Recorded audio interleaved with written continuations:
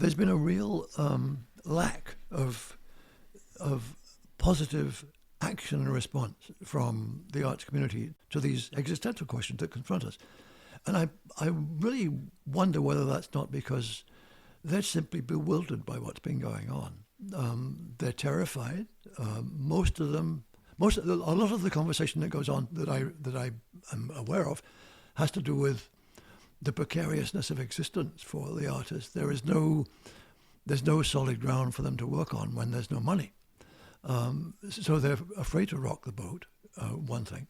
But they do tend to talk in circles without ever coming to a point of conclusion that allows them to take action. And I think if they don't take action, they're colluding in their own continuation of the status quo. And the status quo is certainly not, if I were an artist, certainly not acceptable. Episode 212. My conversation with writer, dance historian, and arts policy consultant Max Wyman, who I knew when he was on the board of the Canada Council in the early 2000s. I met with Max on March 18, 2025, at his home in Lions Bay, British Columbia, which sits on the unceded traditional territory of the Squamish, Tsleil-Waututh, and Musqueam nations. Max is the author of numerous books, including The Compassionate Imagination, How the Arts Are Central to a Functioning Democracy, which he will talk about in this episode. He'll also talk about a provocative article published on February 21st, 2025 in the Tyee called To Save the Arts, Blow Up the Old Ways, which caught my attention, in part because it reminded me of my own letter to the arts community about the ecological crisis, written back in October of 2024. Both of our postings ask what I think are fair but hard questions in difficult times about the future of the arts sector and of Canadian culture writ large. So it's all very timely. I asked Max to stick his neck out and elaborate his vision and proposed actions, which he did with finesse and gusto. Taking action. I understand their despair. I understand their fragmentation, but I do believe that they need to be bold. They need to be bolder than they are, and take action. I was struck by one of the quotes in your article about how you have reshaped your podcast, and you talked about, the quote was this: "We have enough information. We know where we stand. The challenge now isn't to understand more, but to act on what we already know, redirecting our energy from pointless online reaction to tangible local action." I'm all for that. I think we've talked long enough and we need to take action. And the first thing I think that the cultural community in Canada should do is get behind the notion of a Canadian identity that can be brandished in the face of the attacks that are being leveled at it. Specifically, I'm going to propose that the creative community in the immediate short term reinforces Canadian identity and cultural sovereignty, its position as a bastion of freedom, all the things we value about Canada, by putting Canada's creative force on display all at once, established and upcoming artists, to reinforce Canadian pride, Canadian identity, a Canadian sense of who we are. And when I talk about putting it on display, I mean a national festival of theatre and galleries and dance and music. But let's deluge our population, the people of Canada, with the riches that they own, and show people that there is an immense resource of inspiration and encouragement and solace that we have right here that makes us who we are. I think that's an immediate response we can take to this really existential threat we're facing from the South. We need every resource in our quiver to assert ourselves as Canada, and this is precisely the time when we can do that. We've seen the emergence of this Buy Canadian movement. This can reinforce that. Be Canadian. Be proud of being Canadian. Look at all this imaginative riches that we have. Celebrate them and make them available to everybody. Show the Canadian people that this is something that we have an identity worth fighting for, a cultural identity that is expressed in many, many ways. It would be an immense gift to the people of Canada, and it would also reinforce the value of the arts in our present-day society, because we're not, I think we are not as aware as we should be as Canadians of the values that the arts bring to us. That would be my first immediate short-term suggestion for how the arts can respond to this crisis. Well, you wrote an article called "To Save the Arts, Blow Up the Old Ways. It's Time to Publicly Reimagine What the Sector Can Really Do and Why It Matters." This is on February 21st. Today is May 18th. We don't know what the future will bring, but there's a short-term game, if you want to call it, of fighting the U.S. threat. But there's also the longer-term reinvention and reimagining of Canadian culture, which you've been writing about for years. Yeah, we have to.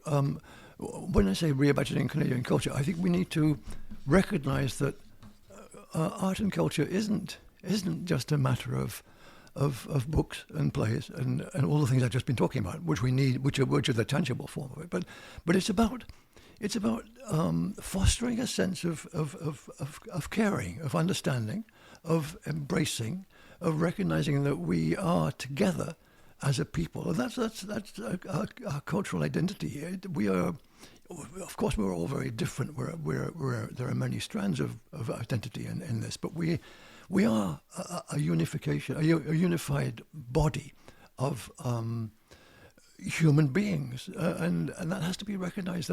That ultimately, what the artist is doing, it seems to me, is to try to make contact with a human individual in ways that are affirming and embracing and enlarging, not to teach, but to share and to grow together. People want to be understood. They want to be valued. We live in a system where people are not valued. They're helpless. They feel helpless. They feel misunderstood. I mean, look, Taylor Swift has built a religion without a god. It's got all the vestments. It's got all the ritual, all the emotional attachment, the spiritual attachment, the cosplay. But when you ask her followers what attracts them, is the songs, because they have meaning in their lives, because they make them feel understood and empowered. And I think that is part of the secret of what the arts and culture can do, what the sector can do, is to let people know that they're together.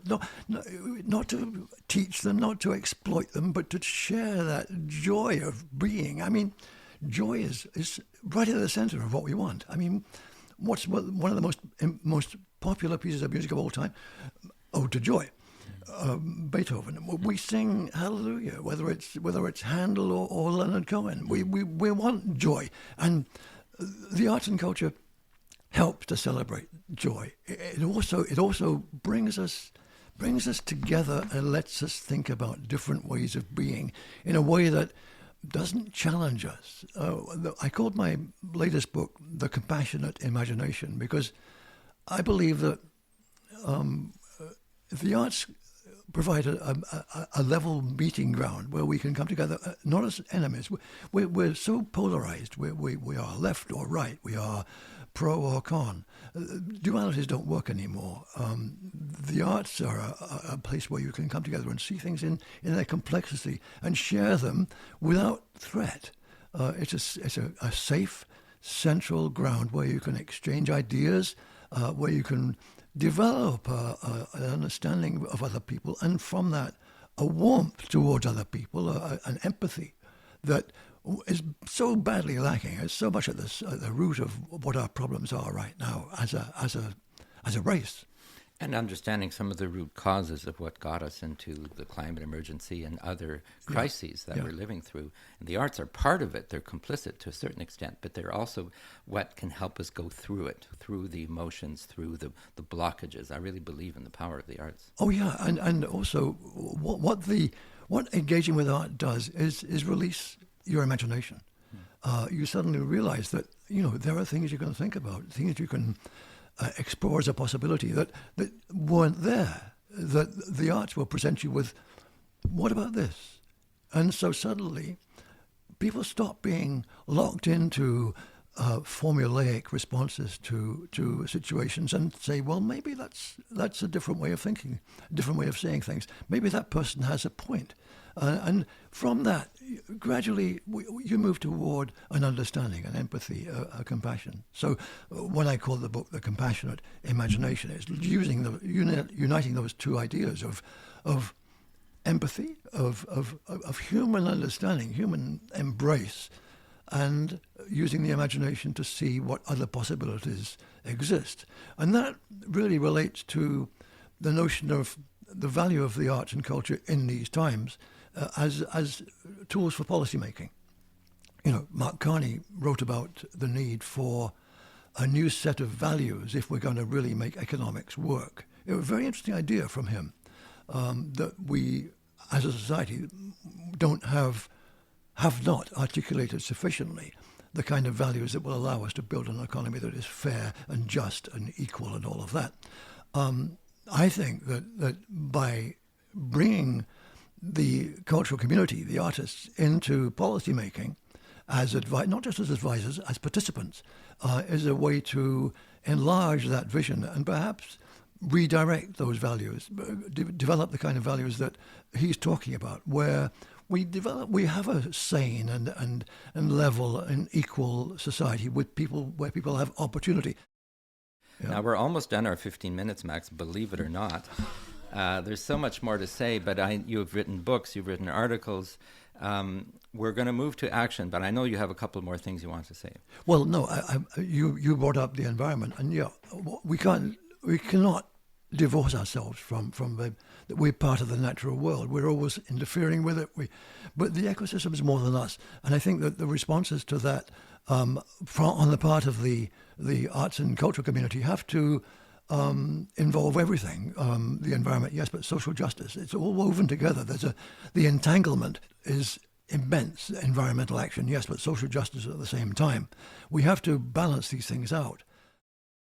Yes, I think it's necessary to the artists engage with the environmental question, because it is an existential issue, one of them. But what we cannot have is bad lecturing art. As Nettie Wild, the documentary maker, says, good art doesn't point fingers. We have to have art that recognizes that our responsibility to the environment is part of our responsibility to the world in general, to society in general, to our neighbors. It's that love of the other person, that regard for the other individual, that need to embrace, that I think is at the heart of making art, and it's sharing art. And if we can get that established more clearly, I think we'll get a far wider social understanding of what art can do for us. So what advice do you have for artists and cultural workers at this time of action points, things that are concrete and relevant? Well, first of all, obviously, I think I like this idea of a national display at every level, in a village hall, where communities can come together and share and realize that they're part of it too. The key to it is that people have to be shown that it belongs to them and that there's so much that they can get from it. And I think that's where artists have to get out there and do it. Not say, here, I've got something for you, but what can I give you? What can I give you? I think the arts and culture are central to who we are as a nation, who we are as people, we are as individuals, and they give us, more than anything else does, the thing that we all need, which is a sense of belonging, a sense of being understood, and a voice.